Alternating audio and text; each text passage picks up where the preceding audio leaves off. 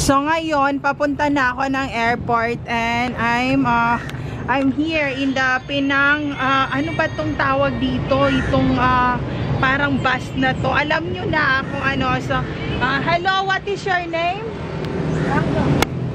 Where you go? Elementary? Ranga. Malaysia na? You go elementary? What grade? You go school? Madrasa. Madrasa. What name of madrasa? Permai. Islamic madrasa. Okay. They are going to Islamic madrasa. So I go also in Islamic madrasa. I'm the top one in the class. So this is the view here.